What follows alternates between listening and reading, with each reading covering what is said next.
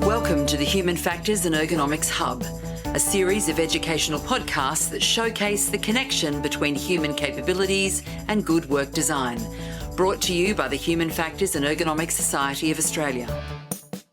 Hi and welcome to the HFE Hub. I'm Sharon Todd.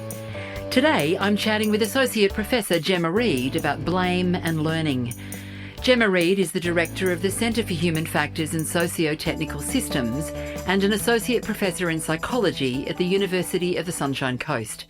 She has degrees in behavioural science and law and has completed her PhD at Monash University. With over 16 years' experience in human factors and systems thinking methods in both academia and government roles, her work spans various domains including transportation, healthcare, construction, defence, sport and outdoor recreation. Really like to thank you for joining me this afternoon on our podcast, and it's great to have you on board talking about blame and learning. And I'm looking forward to the discussions because I know there's going to be some really interesting concepts that you're going to talk about. But firstly, Gemma, it would be great to just chat about what you're currently doing in human factors and ergonomics and how you became interested in HFE.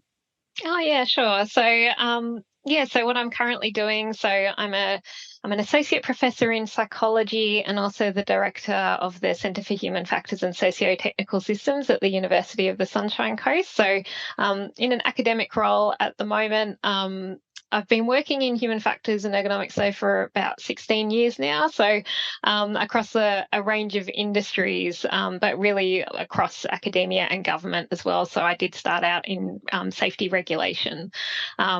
But yeah, I did my PhD and then I moved into academia as a bit of a career path. So I guess in terms of how I got into human factors, it's probably a similar story to a few people, but I didn't know much about it until I found it. And luckily for me, I got a graduate position in government, which was a human factors role. So I was brought into a human factors team and mentored and through that. And yeah, just really love the philosophy, the ideas around it, and also very interested in that broader systems view of how people behave and why people do what they do.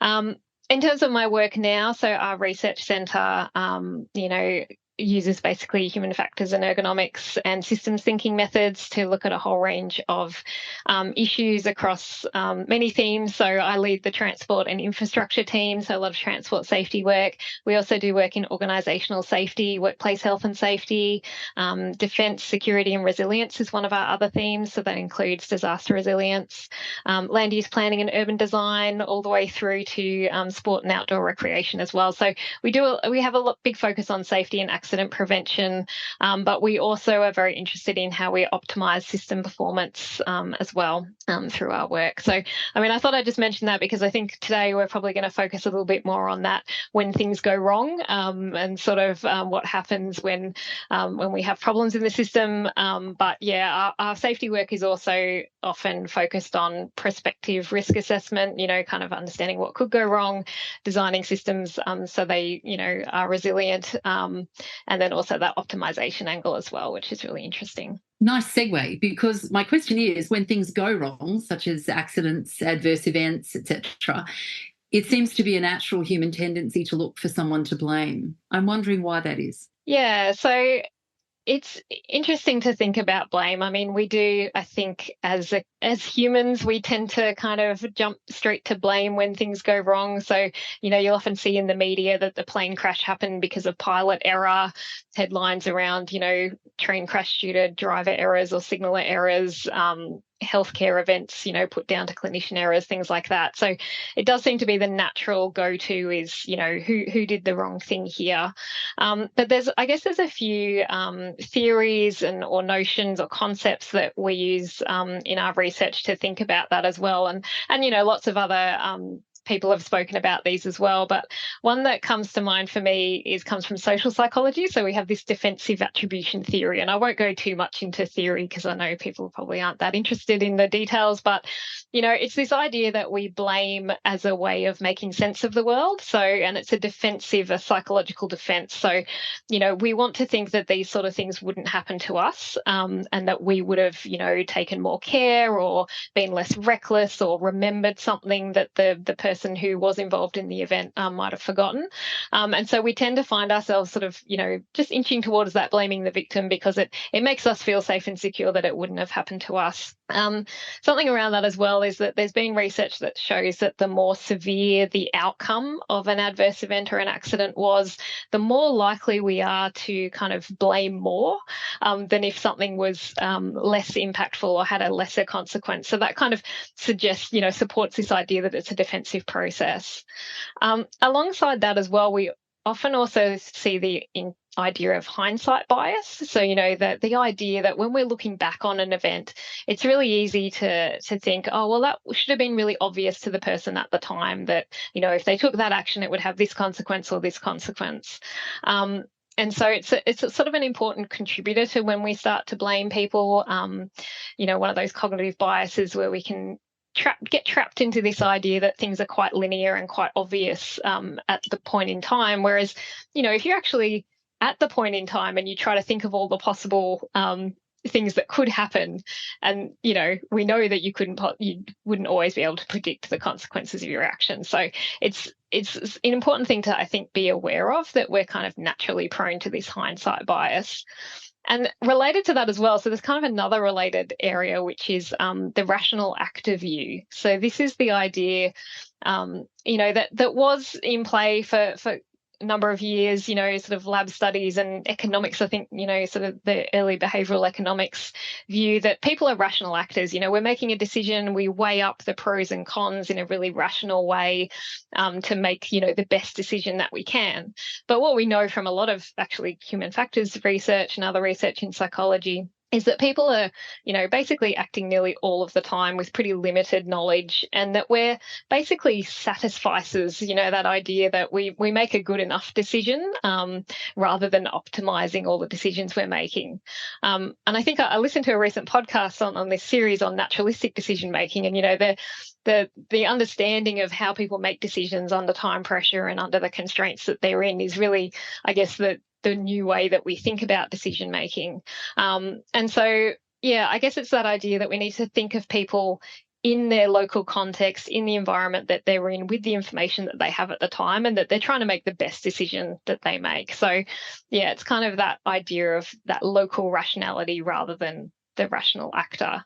There's a few reasons why we kind of jump quite easily to blame, and they're really based on the cognitive processes that we have. So sometimes I think it's important for us to kind of take a step back and just kind of check ourselves sometimes, because I think we all fall prone to it at times. Yes, what you've touched on is information processing and how important that is. And I'm just sort of thinking that through, because what you said is true. People are in the situation, it's what they see, it's what they hear, it's what they know, it's what they have access to make those decisions. So I guess the next question would then be, well, what are the negative consequences of blame, if that's where we... Yeah. So there's a few. I mean, I guess, this probably won't be news to a lot of people who are listening, but when we do, kind of jump to a blame focus, we end up just looking at one part of the system. So if we take, accept the idea that we're all working in pretty complex systems or operating in pretty complex systems, it's a very reductionist component focus view to say, well, we're just going to focus on the one individual, their decisions and actions, or their information processing, the way that they've dealt with that situation. And often that person is just the last person who touched the system before it failed, so they're the end point of, maybe poor design or, poor working conditions and things like that. And so basically, according to the systems theoretical kind of approaches that we use, it really doesn't align with that sort of contemporary view of accident causation, which, acknowledges that things are complex, that there are non-linear interactions within systems that, come together to for accidents to emerge. But I think it doesn't help us to understand how the whole system failed. We focus too much on just blaming an individual, and we end up practically just focusing on fixing broken components is kind of how it's talked about, and Sydney Decker talks about this a lot. So, we kind of try to fix the individual, and that in a workplace might look like firing someone. So, we'll get rid of that person. We might retrain them, assuming that, that will solve the problem. But the problem with those, obviously, is you're not fixing the systemic issues. You're just focusing on the one individual. And if you don't fix the systemic problems, they're just going to come up again with the next worker.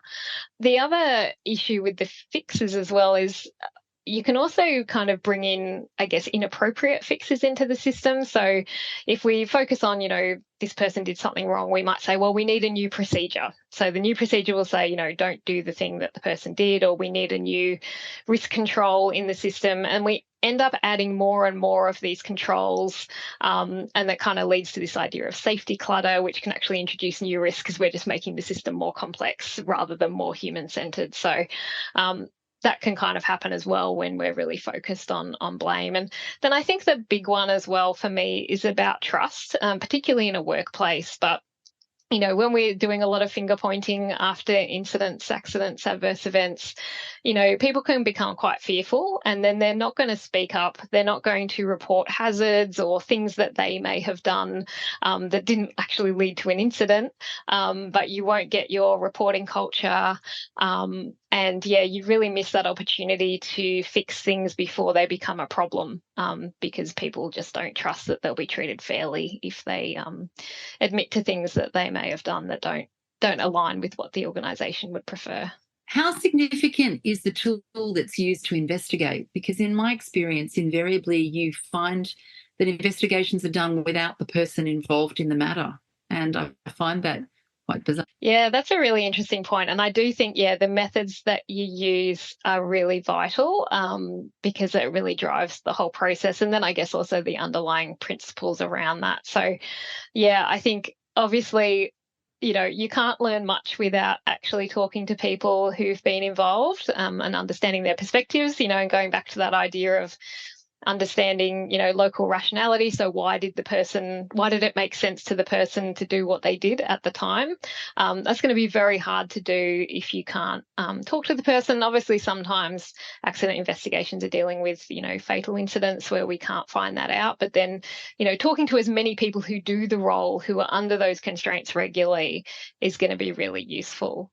And I think the investigation process, it's all about kind of developing that culture of trust so that you can actually involve the person in a meaningful, conversation or investigation around what happened, with them feeling open enough to talk about why they may have done something. One of the methods that we use quite a bit in our research, and obviously I'm coming at this from a researcher point of view rather than practitioner, but we do a lot of accident analysis, so looking at events that have occurred, and we use the AXIMAP method a lot to try and really drill out, or drill down, drill up, look up and out, I suppose, more so, what has actually occurred within an incident, and the causal factors or contributory factors that have led to that. So, an AXIMAP, for those who might not have heard about it before, it's really just a graphical representation of all of the factors that contributed to the event, and it uses a hierarchical structure to map those factors. So you look at contributory factors that were associated with the physical environment or with equipment or tools that people are using. You also map factors that are associated with the decisions and actions of individuals involved and the kind of processes that are happening. But then you go up and you obviously also look at what was happening at a supervisory and management level within an organisation, then the organisation itself, so that sort of, higher senior management level. But then there are other sort of hierarchical levels sort of outside of the organisations. It's important to look at what safety regulators, industry associations and others like courts are doing, that, where there might be decisions and actions that influence. And then right at the top level, we usually go to a sort of government level, which is looking at sort of state and federal government bodies and the decisions they're making. You can also go up into an international level. So some of the work we've done, for example, with road safety, where we've got international groups and bodies and standards, and obviously manufacturers that vehicle manufacturers that sit outside of Australia, we kind of try to map that international level as well. So the idea is you take factors from all of those levels and you put relationships between them. So causal links are represented by arrows between factors. What you end up with usually is a fairly comprehensive set of factors that go all the way across the system, from the individuals involved in the incident, but then sort of mapping back over time and up the hierarchy, the decisions and actions that have led to the context and the situation that those people found themselves in at the time. It's quite nice because it tends to represent all of the issues and the factors in one visual representation. And I find that can be really useful for people to just get a single view of the incident. And you can also very much see then that it's not one person making a mistake or, committing a violation with inverted commas.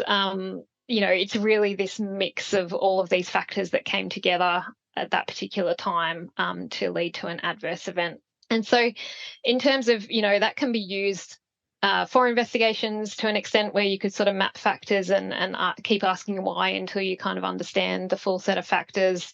And I know some people use it for that, and we tend to use it to actually analyse an accident. The key thing with that as well is it's really important to think about the kind of language that we're using. So we can kind of quickly find ourselves still in a bit of a blame focus with AxioMap if everything's written as a failure. So you might say, one example, a railway crossing example, we might say, the person didn't see flashing lights at a level crossing and they kept driving, and then they ended up colliding with a train, for example.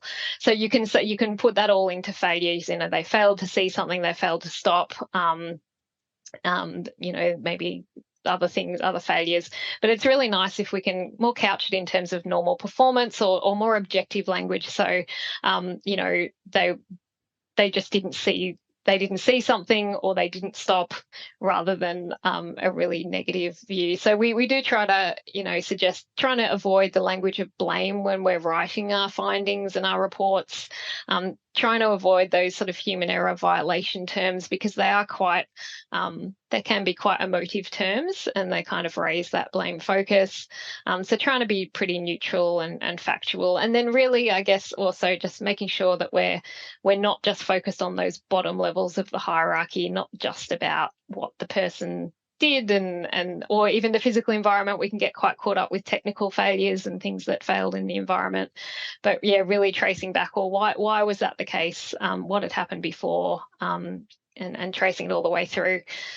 Yeah, so that's one of the methods that we use particularly. And yeah, it does help to really, I guess, bring people's minds to what are the systemic issues here that go beyond. Yeah, I really like AxioMap. I think it's a great tool. I've used it myself a number of times since obviously doing that module with you previously, and I found just colour coding the relationships to show the flow of what happens when a decision is made was really quite interesting as well, just to produce that in a report. Yeah, it's a great tool. That's great. Yeah, I mean, the other thing, sorry, Sharon, the other thing is just you can also aggregate multiple AxioMaps. I don't know if you've tried that as well, but where you have a series of incidents that might be of a similar type, for example, you can actually kind of bring them together and see where there's patterns of causal relationships that might then suggest that you might have a big problem in one area or another area that's worth really looking at. And that can be really useful if you're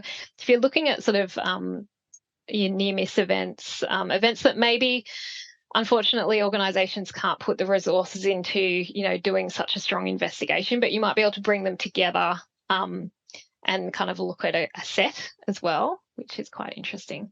So that leads nicely into, I guess, because you've talked about this a little bit just now, and that is there a difference in how we blame based on whether someone's made an error or a mistake versus when they have been found out to intentionally have broken rules? Yeah, that's an interesting one. And it kind of brings up, we often get this question when we're talking about blame and things like that. And there's been a lot of work over the years looking into kind of different types of individual actions. It really comes, I think, out of James Reason's work. And I don't know if you know his GEMS model, but the idea of, skill-based, rule-based, knowledge-based errors and different types of violations. And Reason came up with the just culture approach based on that. So we might treat someone who has a skill-based error differently to someone who's violated rules intentionally and things like that. So, I think that kind of approach or variations of it has been brought into lots of organisations trying to implement this just culture type approach, which is a really positive thing. So, you kind of have different consequences for people based on their intention in terms of the action that they take. But I guess my personal view on it, and I think there's lots of different views out there, but I just think it's so rare that people really come to work or come into any environment really intending to cause themselves or other people harm. Like sometimes I question the amount of effort that goes into deciding, whether it's this type of error or this type of violation. It seems so rare that I'm not sure if it's kind of worth the process, because if we've got criminal behaviour occurring, someone's really intended to do something and intended to cause harm.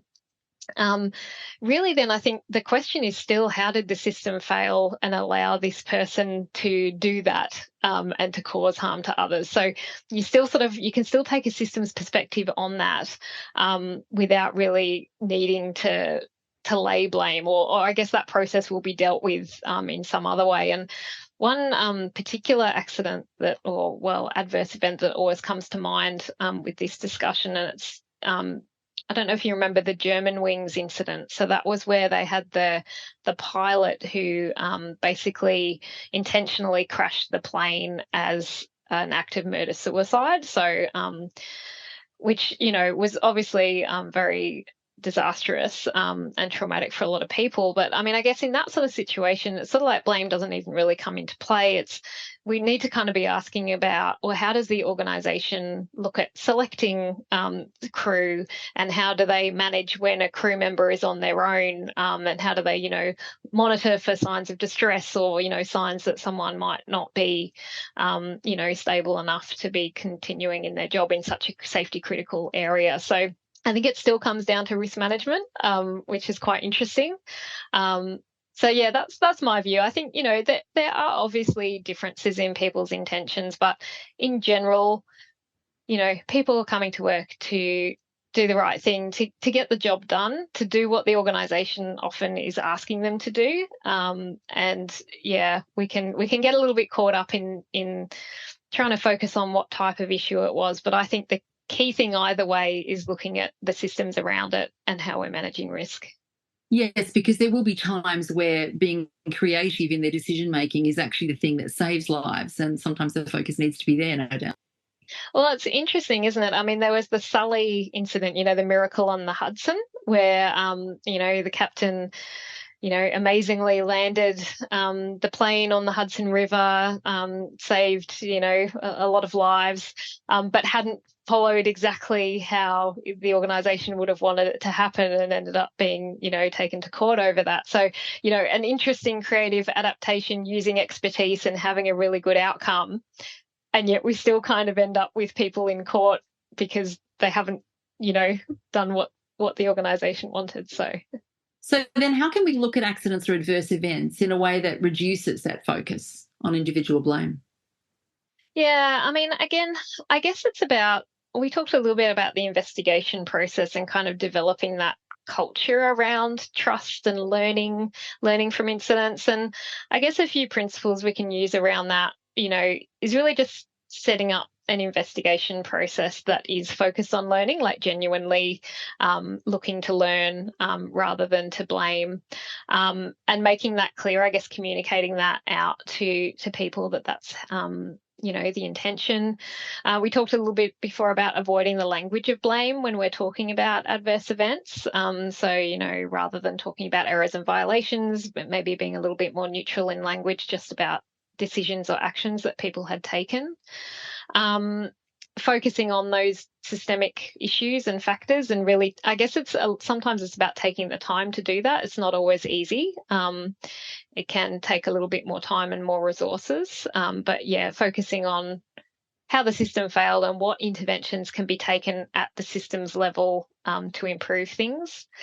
The other thing I think is really interesting is around the restorative actions. So Sidney Dekker, I mentioned him before, but he talks about, second victims and how do we kind of restore trust between people following incidents, which I think is a really important aspect of managing when things have gone wrong in an organisation particularly, or wherever there's, I suppose, a relationship.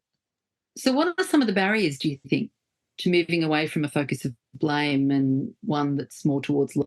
Yeah, I guess in terms of barriers, as I mentioned before, time and resources, I think can get in the way sometimes, particularly if we're trying to learn, which we really should be, from everyday behaviour and near-miss events and hazards, rather than just waiting for severe consequences to occur. I think the other thing is probably around the training that people have had and their awareness of different methods and approaches that they can be using.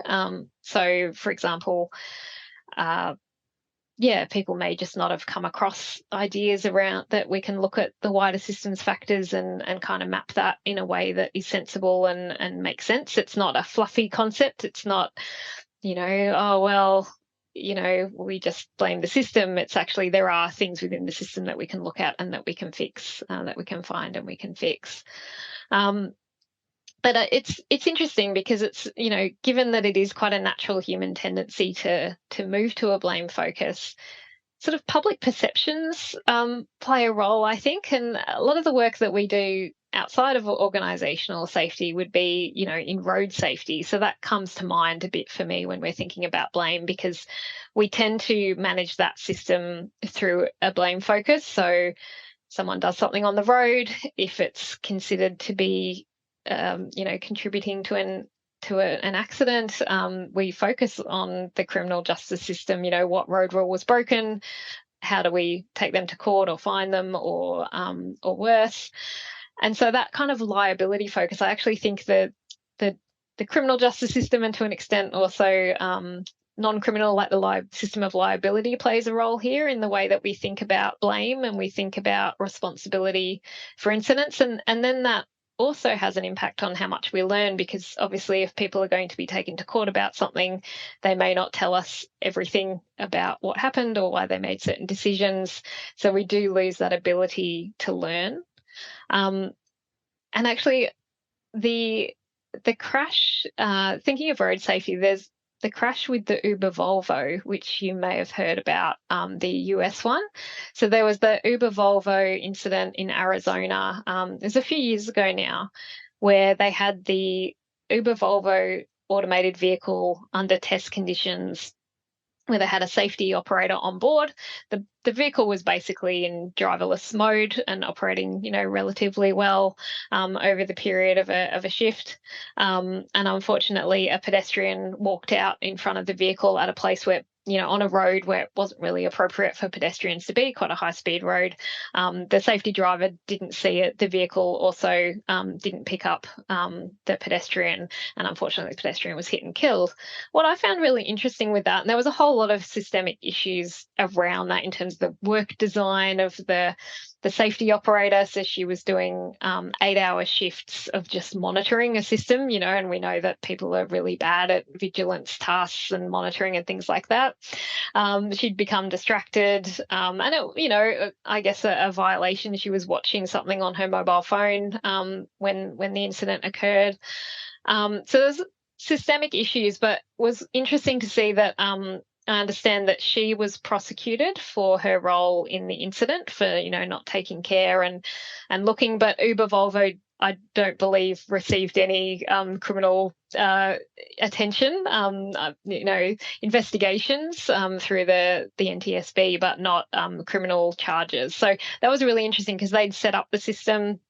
It was a new technology. The technology also didn't detect the pedestrian, but it just shows that I think we're quite quick to blame humans or individuals, but maybe not so much when it comes to that sort of company level or, people that are more removed, I suppose, in space and time from their decisions and actions. And I think that's going to become more of a question as we move into the automated vehicle space and more automation of everything really in our lives is, and it's the classic question, who is going to be to blame for incidents that occur where it's a machine rather than a human making the decision. You talk about culture and changing culture in organisations, and what we've talked about is investigation of significant events where there's been an unfavourable outcome. Is more regular investigation, obviously using the right kind of tools, but is more regular investigation of smaller incidents likely to improve the way we investigate or likely to reduce the likelihood that we always blame the person? Yeah, that's a really interesting insight, actually. I mean, I don't know the answer for sure there, Sharon, but it would make sense to me that if we were, more regularly interested and investigating or asking questions or learning from lower consequence type events, or even just from everyday work, the idea of just observing normal performance or being involved with the workforce around how things are done.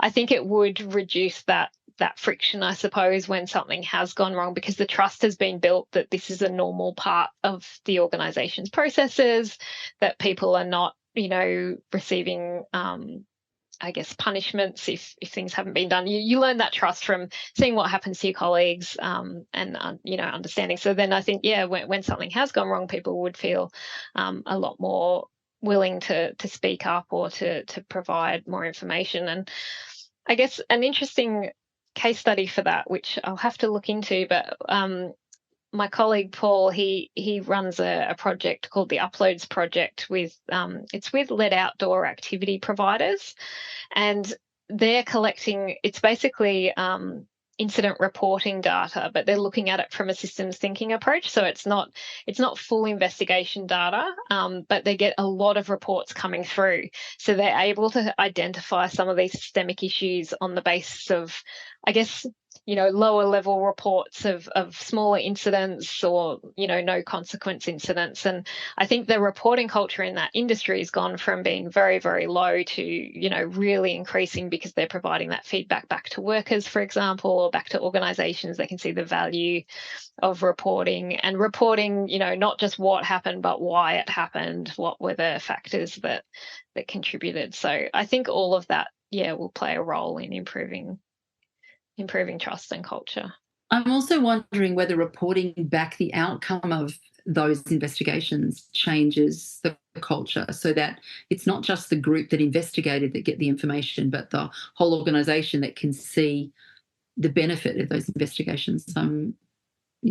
My thought is that must it must make a difference. And I mean, with that Uploads project that I mentioned, so the reporting is sector wide, and what the research team do is they provide publicly available infographics on the sector wide factors and trends that are beginning to be seen, and they provide that back to everyone in the sector, which I think does help, because people can see that their reports are making a difference, that they're being heard, and that outcomes will happen with it. And I think that's the other thing, is where you can close out an action and show that something's been done on the basis of a report. That's going to be very motivating for staff to continue to report. So whilst investigations are great, there's always going to be people who think that the no blame approach is a problem. So I guess people will argue that the focus may have gone too far. Just wondering what your thoughts are on that. Yeah, it's interesting, isn't it? We often get questions again around this, what about individual responsibility? Are we giving everyone a free pass, to do whatever they like and not, not care about their own safety or the safety of people around them or the people they may affect? It's interesting, and I think it kind of links to the idea that's pretty common now of a shared responsibility for safety. So we often talk about safety as a shared responsibility of people all across the system. And I think it's important that we do focus on the roles and responsibilities of everyone in the system, and we motivate people to, take care for their own safety and the safety of others. But we also, I think, we're all aware that things will go wrong, and we're also all aware that, some people in the system won't always act in that way. And so that's where, I guess, in my view, we're better to build those resilient systems to try and, forecast and manage those risks around people, rather than sort of expecting perfect performance. Because I think the idea that we just rely on individual responsibility doesn't work. So we do need to build those systems around people and be adaptive around that as well. So I guess I'm not necessarily saying that no one has any individual responsibility, but there's also the argument that, I don't think we'll get into it today, but the idea of free will, like, do any of us really have free will? Or are we also, influenced by the context that we're in and our histories and our backgrounds, that, is any action really our responsibility? So we probably won't get that into that today, Sharon, but, there are different philosophical views, I suppose, around responsibility and how that works. So can you give any practical examples where focusing on learning rather than blame has resulted in safety improvements? You've talked about a couple of things, but any other thoughts there? Yeah, well, I guess in the sense of individual incidents, when we have in the past used Axiomap to analyse events, as I said, you're able to identify those systemic factors and do something about it. The Uploads project, I think, is a great example where they're collecting lots of incident data, providing that back, and there's also a process to help with action planning around that as well. So that's a really nice example.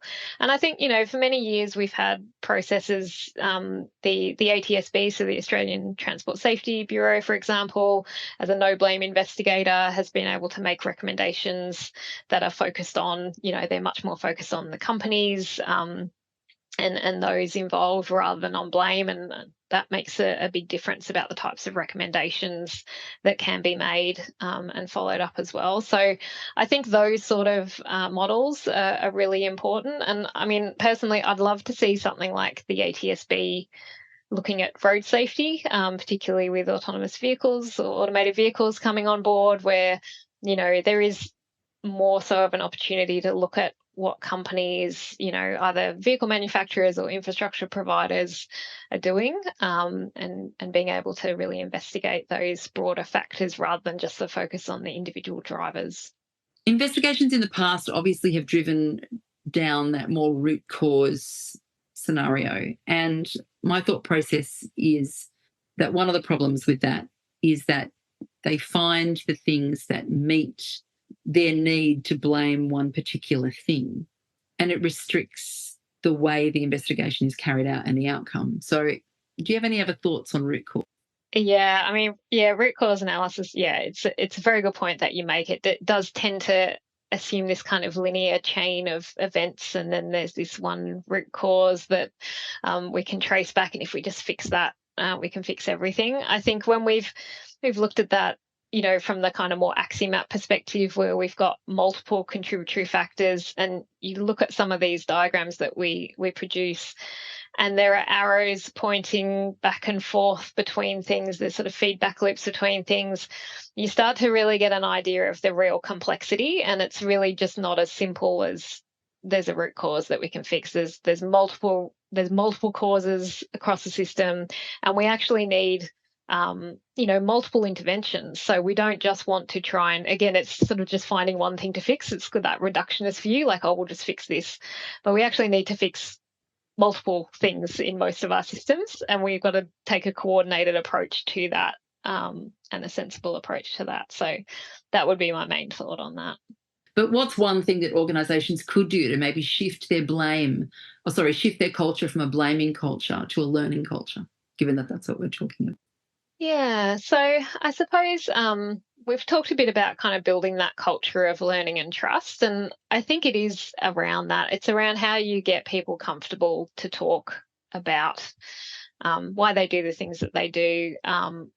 And I guess I kind of see that as similar to the idea of psychological safety in the workplace. So, how do we get managers and senior leaders kind of on board with that idea of building trust and getting that safe environment, and then getting those processes in place within the organisation that you can show that there's a true, genuine commitment to learning and to taking those actions that are at that systemic level, which can be a lot harder for organisations. I mean, I think we've got to remember that as well. When we blame an individual, it's not so hard often to send them to retraining or things like that, or HR processes can be hard, but compared to making the difficult fixes at the organisational level, which may mean changing things that have been done in a certain way for a long time that has a big impact across the organisation. But I think seeing that leadership and seeing that kind of courage to do those big, harder fixes is really good to see. And then I think communicating that back to the workforce, that